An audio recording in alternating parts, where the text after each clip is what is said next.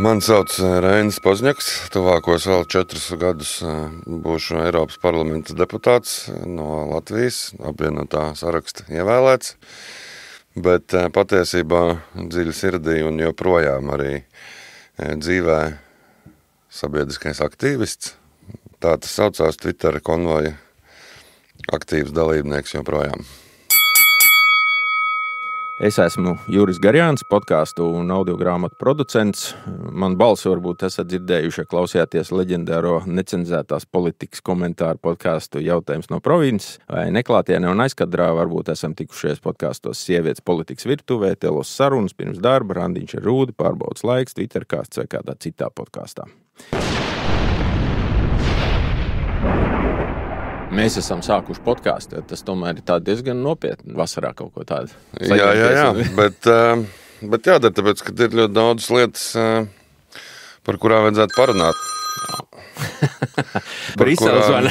Jā, Briseles zvana, tas ir priekšniece, man meita. Bet ir daudz lietas, par kurām vajag parunāt, par kurām, liekas, mēs sabiedrībā diezgan maz runājam, prasam tikai un gaidam, ka kāds mūsu vietā kaut ko izdarīs. Bet ļoti daudz ko varam paši. Viens no pirmajiem viesiem šajā podkāstā, Liena Cipule, ļoti labi pateica, un mēs vēl šo te varam atkārtot, ka mēs pa daudz domājam par to, kā noslēpties vai aizbēgt, un pamaz domājam, kā pretoties, gatavoties un sagatavoties. Apmēram tā. Jā, tieši tā mums visu laiku liekas, ka būs kāds lielais un stiprais, kas jebkurās krīzēs mums atnāks un aprūpēs, samīļos, paglābs un noslēps, bet pilnīgi visas krīzes, ne tikai kāri, arī visādas dabas kataklizmas tomēr rāda, ka pirmie esam mēs paši, un tas attiecas ne tikai, ka paši sevi glābjam, bet arī apkārtējos palīdzam. Respektīvi, sabiedrība ir viss pamats, un tā ir pirmā, kas reaģē, kamēr lielā valsts mašīna ieslēdzās, un tas ir normāli. Nav iespējama tāda iekārta, kas tev 2. minūtē var ierasties palīgā. Kurā brīdī tu saprati, ka tā tēma ir sāpīga un svarīga? Es to sapratu tajā brīdī, kad sākās karš, un vienā brīdī neradās jautājums, ka kaut kas jāgaida vai jāprasa, vai jāiet piketēt pie ministru kabineta, ka vienkārši cilvēki paši saorganizējās un momentāli sāk darīt. Un man jau tad likās, ka koncepts par civilo sabiedrību un militāro ir sev izsmēles, tādā ziņā, kad sākās karš, tad nav vairs tās robežas. Visi mēs esam vienā pusē un pašiem ir aktīvi arī jāpiedalās. Un faktiski augusts bija tas mēnesis, kad es guvu tam arī pierādījums citās valstīs, kad tā skaitā tas brauciens uz Izraeli, kur tu saproti, ka viss tas spēks un gatavība slēpjas tieši sabiedrības pašas gatavībā jebko darīt krīzēs. Tev kaut kādā mērā paveicās tajā 22. gada pavasarī, kad tev trāpījās, ka tu uzreiz baigi konkrēti var darīt ar to Twitter konvoju.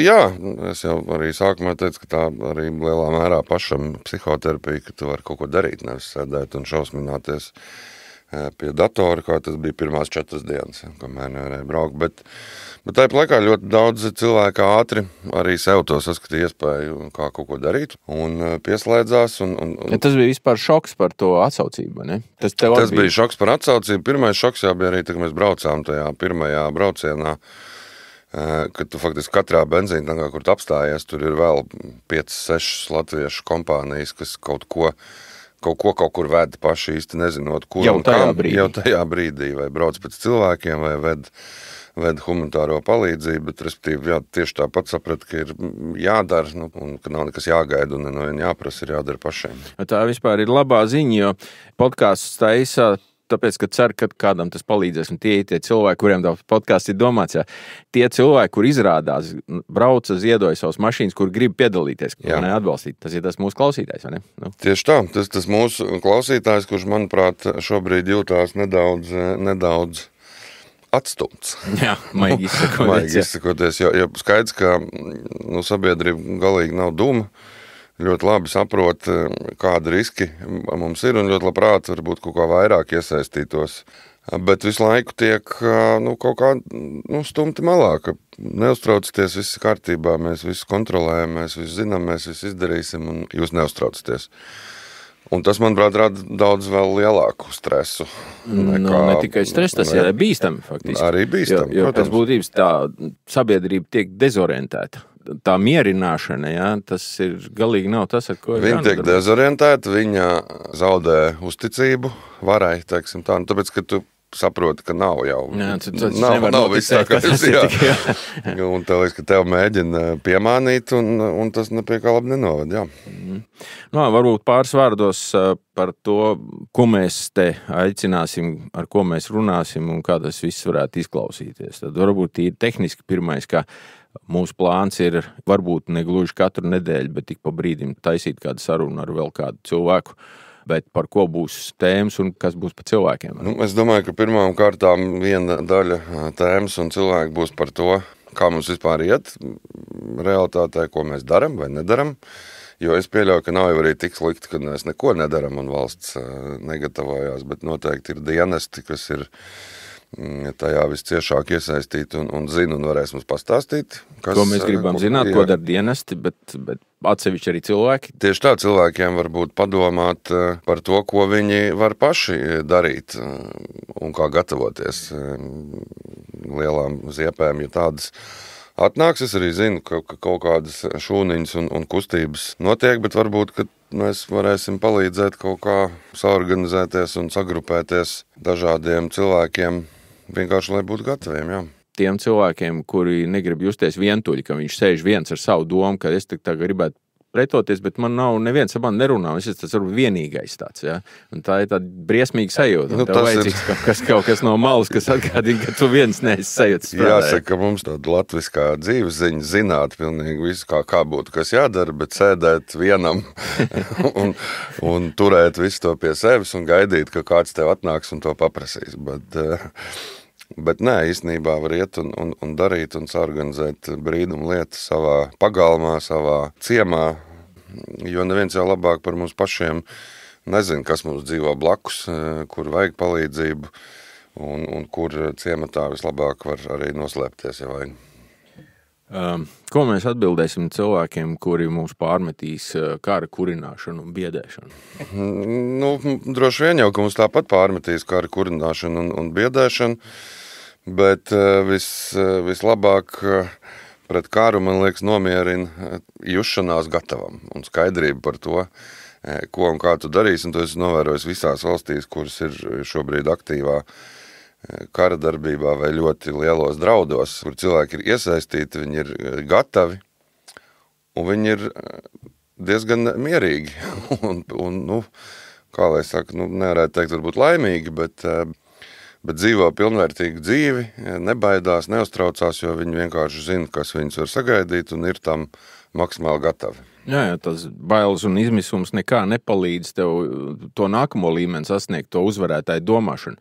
Mums ir jābūt šeit nevis, lai atdot savus pēdējās dzīvības un skaisti nomirtu, bet cīnītos un aizstāvēt. Mums ir varianti patiesībā. Mēs redzam, Ukraiņi pierādīja, ka varianti ir vienmēr. Vajag tikai pareizi darīt. Precīzi. Tas attiecās ne tikai uz armiju vai karavīriem, tas attiecās uz visiem. Tāpēc es saku, ka nav un nebūs.